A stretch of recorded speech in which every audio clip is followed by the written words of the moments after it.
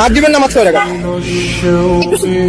মাগরিবের নামাজ কয় রাকাত? এটা বলতে চাচ্ছি না দর্শকের কাছে, কারণ আমি নামাজ অনেকদিন পড়ি না, যার জন্য আমি এটা নিয়ে আর কারণ মানে বলতে চাচ্ছি না। কতদিন হয় নামাজ পড়েন?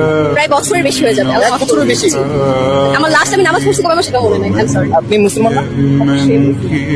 আচ্ছা, মুসলমান হয়ে 1 বছর ধরে নামাজ পড়তেছেন না, আল্লাহকে বিশ্বাস করেন?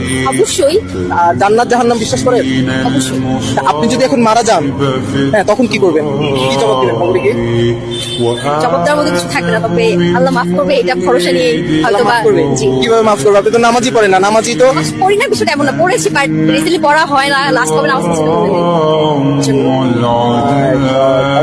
আমার শরীর কাঁপতেছে আপনার কথা শুনে। আচ্ছা, আপনি কি আপনি পড়ে যাবেন? ফজরের নামাজ কয় রাকাত? ফজরের নামাজ অবশ্যই 8 রাকাত। ফজরের নামাজ 8 রাকাত। আচ্ছা, জোহরের নামাজ? জীবনে যখন জোহরের নামাজ পড়ছিলাম সেটাই মনে নেই। জীবনে কখনো পড়ছেন কিনা মনে নেই। আসরের নামাজ কয় রাকাত? 8 রাকাত। 8 রাকাত। এশারের নামাজ?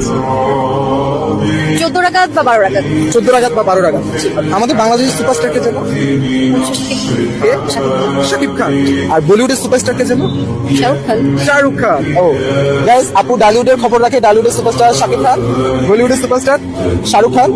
বাট আফসোসের বিষয় হচ্ছে মানে নামাজ কয় তো কোন ওয়াক্ত নামাজ কয় রাকাত সেটা আপু জানে না।